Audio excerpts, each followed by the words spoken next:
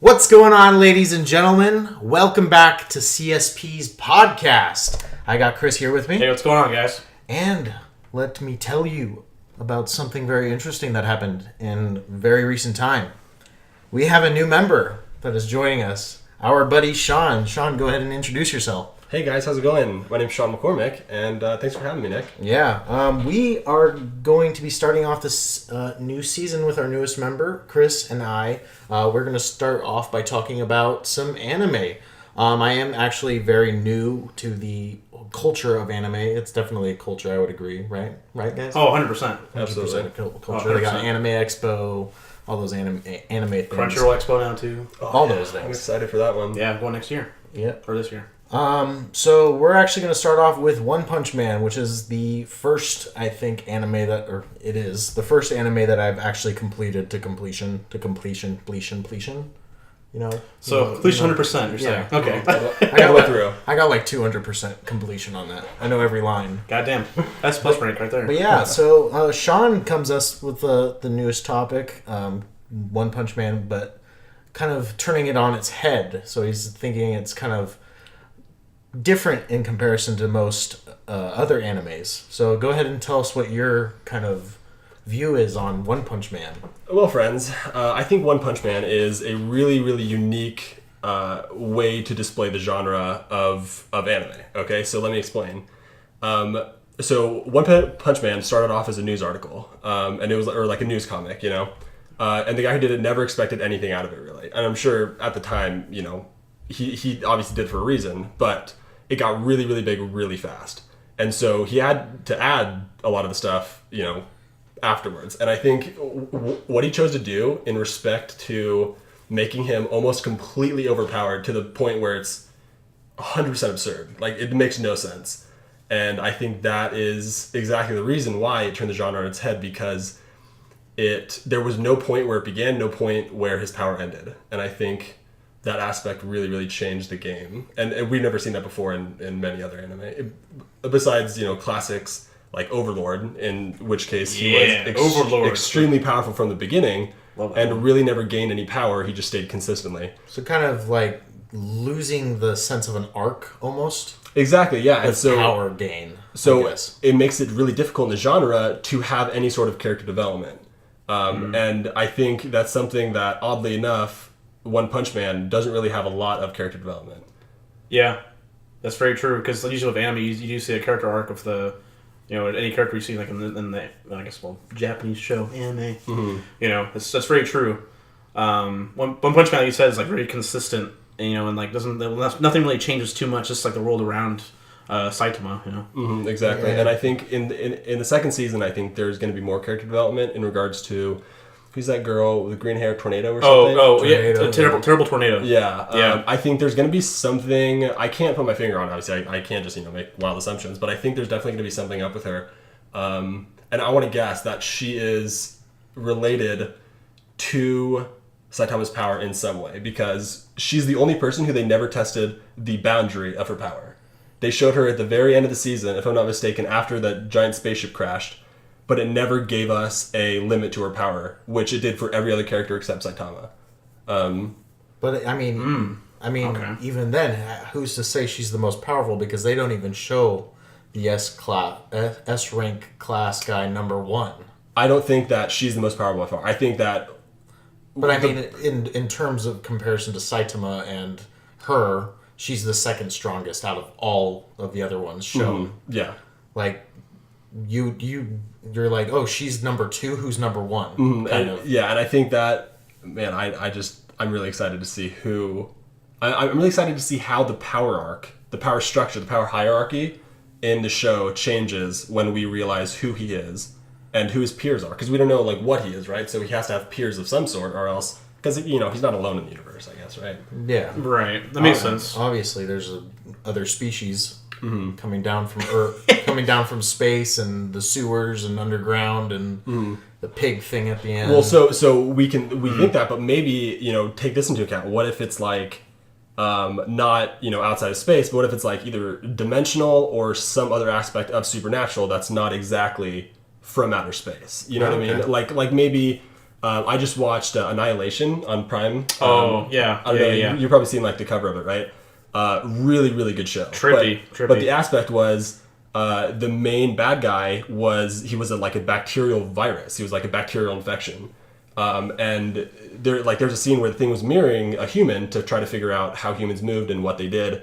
But it was really interesting. So I think maybe it could be something not along the lines of like an infection or anything like that, but it could be along those lines, or maybe it's like an artificial being, but not artificial, but you know what I mean? So that's gained some kind of sentient life. Yeah, something exactly. So something that wasn't sentient before is now sentient. That's literally a shot in the dark. So I can't really guess on that. I mean, I don't think your assumption's like too far off. I think it just there's some credence to it, like you just said. Mm-hmm.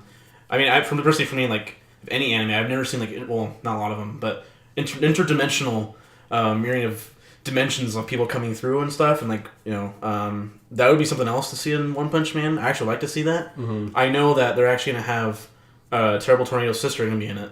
Oh, I see. Second season. Okay. Yeah, and the whole. I mean, that's not really mainly about Saitama now, but you see the trailer for season 2 with the really huge guy with doing a certain stance. Mm-hmm. I guess they're saying that's like the new villain, but I guess he's kind of like an anti-hero or something. Mm-hmm. That makes sense.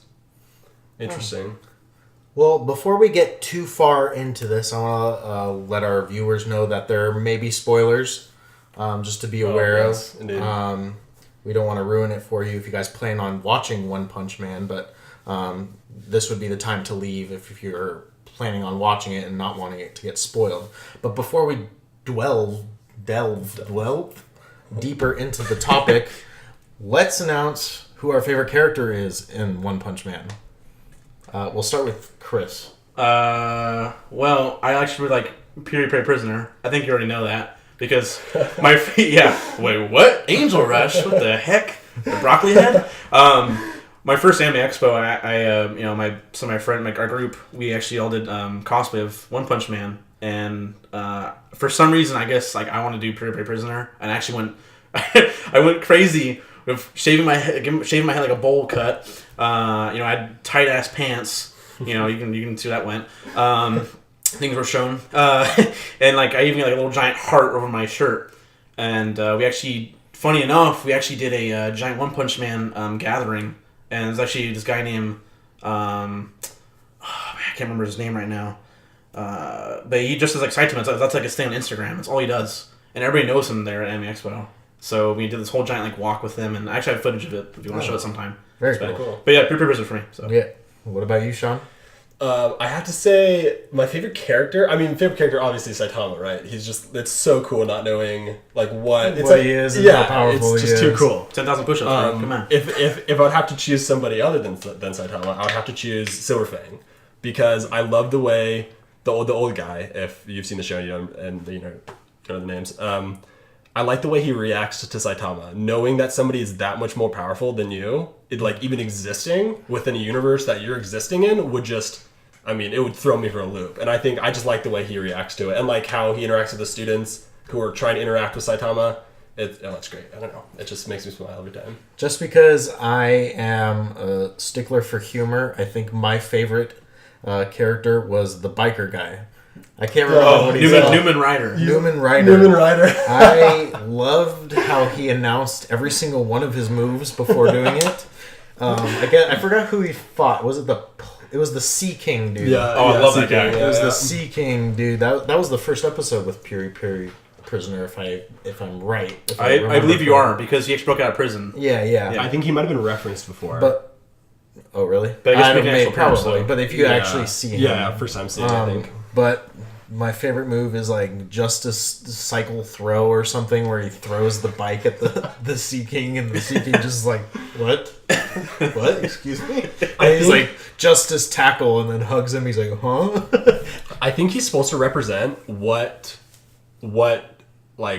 okay, so you know how Kick-Ass, the movie Kick-Ass, it made a genre in which it was a realistic expectation for what superheroing would be if somebody went out and tried to do it, right? Yeah. I think that's kind of it's not comic relief because it's a comedy based show, but I think it gives a really really hard counter to what Saitama is in regards to he has no powers. He's literally useless, but he's still an important character in regards to like that kind of stuff. He might be a kind of a realization for Saitama too. Exactly. Yeah. Like this guy doesn't have the obvious power, the speed, anything that all these other heroes have, but also kind of showing what it is to be a true hero, not about himself or gaining rank. Yeah. Because he knows that he doesn't have the means to fight these bad guys, but he still has the heart to like go for it. And then you know how Saitama's kind of always like got this blank,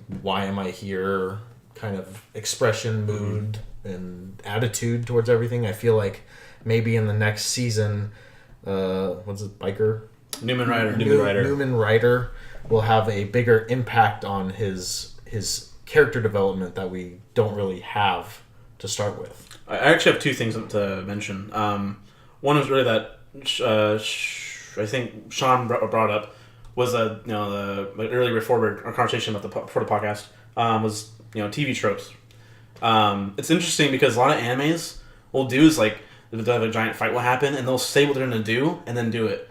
But that's funny that you said about the Newman Rider though, Nick, because that like he says like I'm gonna do this for justice. But like every other anime that you see, they're like, oh, I'm gonna do this, and then they say it, and then they actually do the action. Yeah. And then the second thing, oh gosh, I'm the second thing I was gonna say now. Just come back to me. I'll think about it. I'll come back to you. So I think Newman Rider is interesting because he could not be more opposite to Saitama in regards to he has all the heart and all the motivation, all the determination, but none of the physical prowess. Where Saitama is the exact opposite. He has all the physical prowess and none of the heart or the bravery. I guess would be one. But, I mean, he's got the ultimate bravery. Yeah, right. No, he doesn't have any powers, any robotic enhancements to fight the Sea King that just came out of the sea, controlling an entire army with a 20-pack. Yeah, that's true. It's like Genos has got all these upgrades and that keep getting upgraded, but doesn't really do that much at all. Yeah, you can only do so much, really. But going back to your original discussion, Sean, let's dive deeper into how it's different comparison to other animes and how it breaks away. Like I know earlier you were talking about how other animes kind of utilize depression and other kind of emotions that people feel, such as Attack on Titan, very dark in comparison to One Punch Man.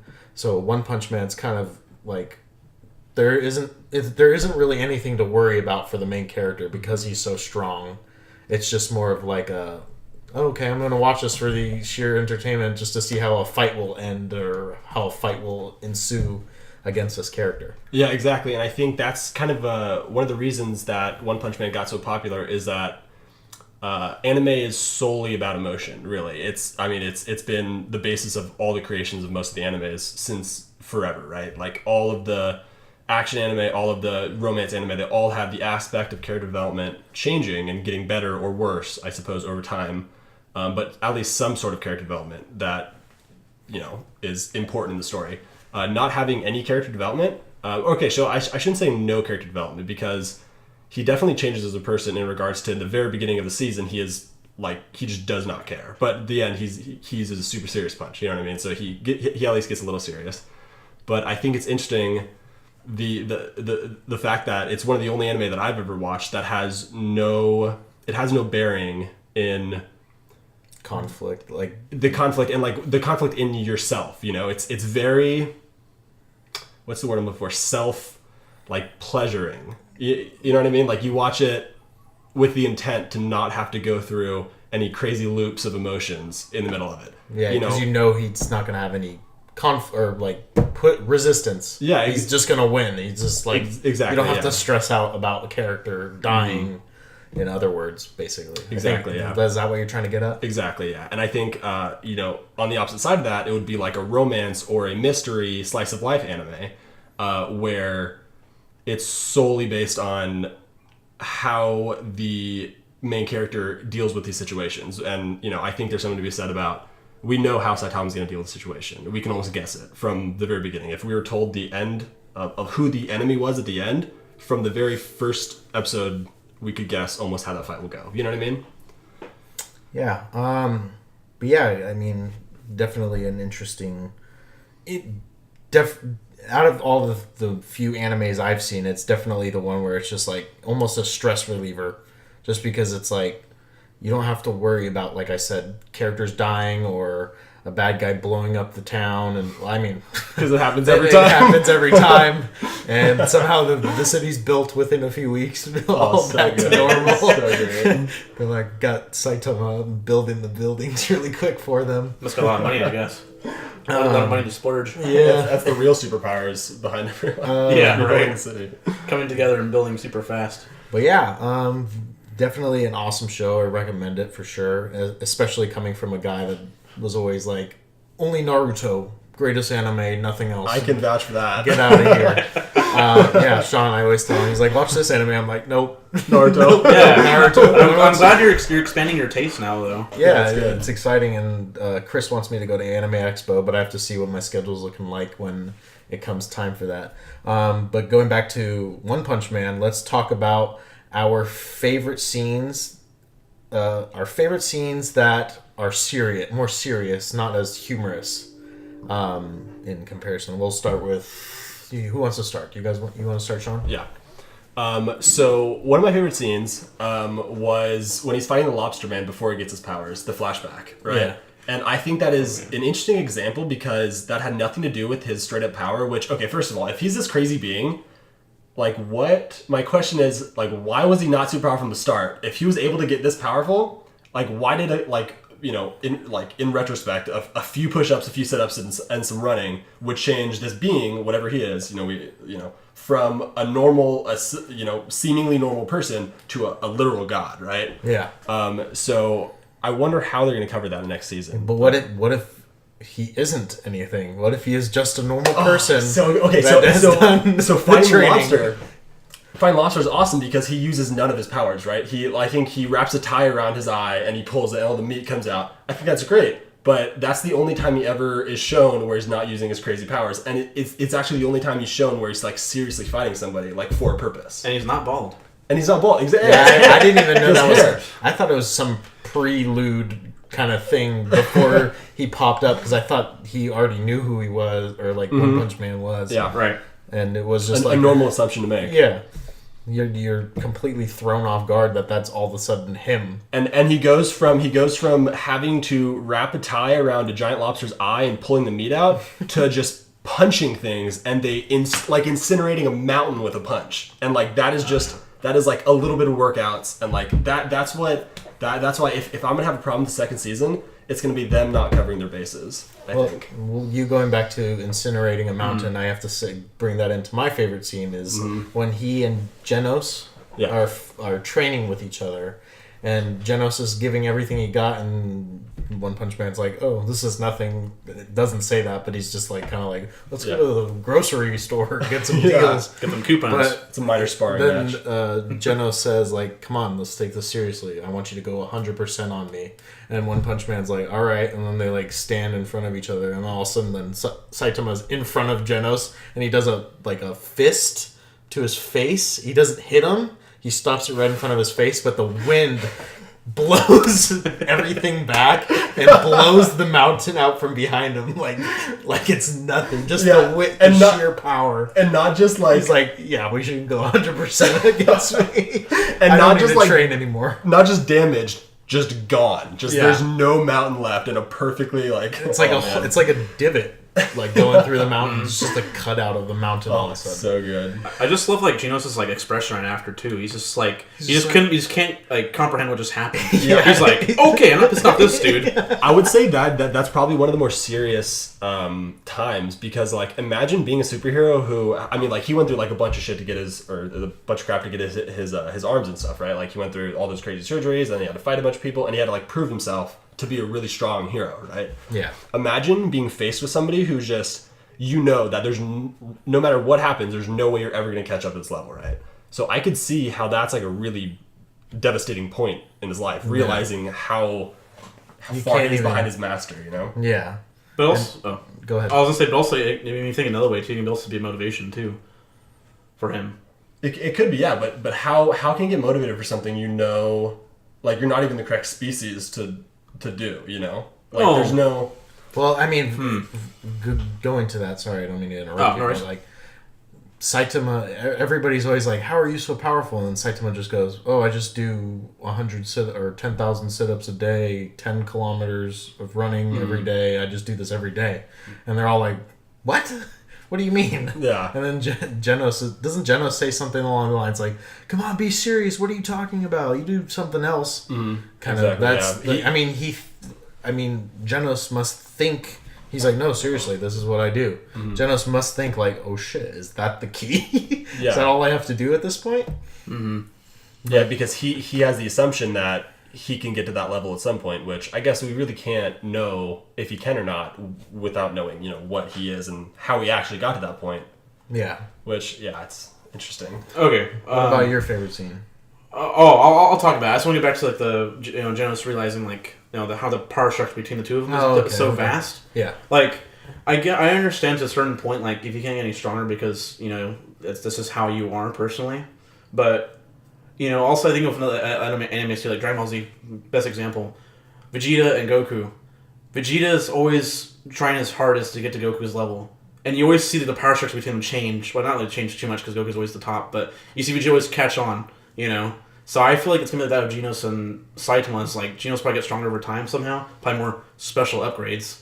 But I feel like it's more like a motivation for him to actually, I may not get this strong as him, but like I want to get even stronger though. I don't want to just stay where I'm at because, then he doesn't feel like he's actually doing anything. That's a good point, yeah. And plus, like, to him, he wants, like, for his arc personally, because he wants vengeance, right? Remember, like, with the, I forget the guy, like, something Knight, right?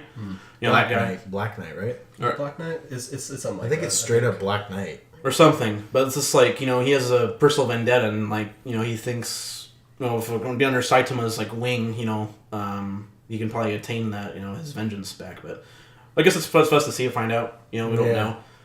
Especially with the season coming out in 2 months. Exactly. Exactly. So excited. Oh man, that's gonna be great. But it's finally answers to my favorite scene of the whole show. I guess because it could be subjective though to each person. Like come to seriousness and like comedic effect because the whole show's kind of comedic. But it's just like to each people, they'll depend like I guess this is more like less serious or not as serious. I was thinking earlier about like the serious aspect. Yeah. Because it's subjective. Everybody can like think it's like, oh, it's not as serious to me. Yeah. But someone next to you be like, no, this feels pretty serious, bro. Yeah. I think the most serious parts, but also parts I like when he was, I don't know, like I guess fighting the Sea King kind of. Really? I guess. Yeah, because I know like he's like the whole one punch thing and like you can just decimate everybody, but I guess because he like Genos got hurt, Genos was getting his shit wrecked. Yeah, basically. Got messed up good. Yeah, and it's like by that time they're actually starting to develop a relationship together. So it's like I don't want my subordinate getting hurt so badly that like it ruins his pride. So I'm actually going to go kick this guy's ass. Yeah. Oh, interesting. I think I have one thing to say about that Sea King fight in which Genos gets his balls beaten. But when Saitama finishes off the Sea King, he punches him in the shockwave. So it's raining out, right? Yeah. He punches him in the shockwave. Oh, he obviously kills him one hit, right? I think it's one hit, right? He ends him. I feel like yeah. The shockwave pushes all the rain out, and it takes like I think it's exaggerated in the anime, but it takes like a good like 30 seconds to a minute in the anime before the rain starts coming again. And I just think it's just a good scene. It's funny. Yeah. It's just great. It just changes weather drastically. Yeah, right? Like he literally, and I think it kind of goes along the lines of like he's actually like a god, like he can control anything. Yeah, like he's controlling the weather. Like that's crazy. Yeah. All right. Well, since we talked about our serious scenes, how about some funny scenes? Oh, I got one for that. All right, go ahead. Start it. Easy. Okay. So, it's by it's the episode where Saitama is outside of his apartment, I think like the balcony, and there's a flying around him. Yeah. And he's like clapping, trying to clap it to kill it, right? And he doesn't do it. It just goes and all over the place. And of course, the giant bug lady comes out of nowhere and she's like, "I'm gonna kill everybody. I'm a giant mosquito." Sucking everybody's blood out, right? But of course, fights her and gets wrecked again. But Saitama's like, "Oh my god, giant mosquito!" Just slaps her and just explodes against the building. That shit was hilarious. That was awesome. That was really awesome. But that's My favorite scene is definitely the hero training scene. The hero training scene is the one that killed me, just because like it's all these guys are all buff and ripped. They're like, oh, look at this little puny man. He's gonna get like F class or something like that. And then he starts and he's just like super speed. And it's like all serious. Face is all like intense. It's not that like circle eyes, and like blank face. It's just the angle showing his muscles, and then like the whole thing with the vertical jump, slamming into the roof of the building, and then just dangling there. Like, the dangle just got me. Or the whack-a-mole. Because normally I would picture, like, if they were to do that, he would just be still in the ceiling, not just, like swinging back and forth. And then whack-a-mole, exactly.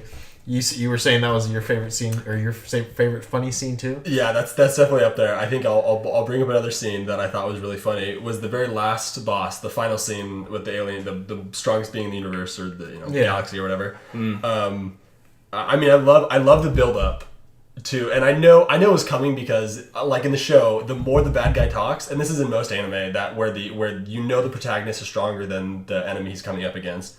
The more the build up, the funnier it's going to be when he just gets put out really fast, right? Yeah. And I love when he takes his first punch and he realizes that, like, he's like, whoa. Yeah, like, I'm going to get hurt in this fight. Like, this is the first fight that I'm going to hurt. It's like, you just blew my arm off, dude. One punch. And I love the realization aspect of him, like, oh, this is going to suck. This is going to be a rough one. Yeah. But he goes at it full force. Yeah, they have a slugfest. They have a full-blown slugfest. I like another scene, kind of random, but the space telekinesis octopus thing. Oh, yes!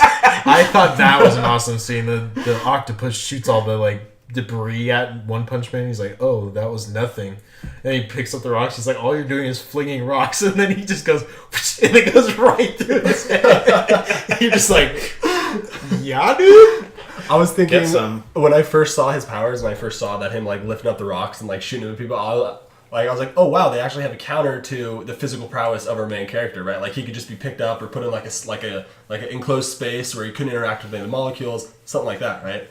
But he tries to like suck him down to the ground. Yeah, so like he does like gravity, right? insane gravity, which I don't know if it was ever said in the manga, but the gravity that guy could produce was just like hundreds of millions of times our gravity, right? Like splatter you on the ground. Yeah, flat. And like I know the other characters in the room after he used the gravity spell or whatever you call it, the other guys splat, like all of his other comrades splat on the ground. Yeah. And he's just like nothing happened. Like not even his clothes are affected by the gravity, which is that's a continuity error, I think. Yeah, no, like, his clothes should have ripped off. Imagine his clothes are ripped off. He likes to get naked in the show, that's for sure. Oh yeah, bare chest. But yeah, that's been a great podcast, guys, for the season 2 of Culture Swine Podcast, and we're glad to have our new partner here, Sean. Yeah, Sean. Thanks for having me, guys. The anime king, definitely has to have the most experience with the animes. I've watched one or two.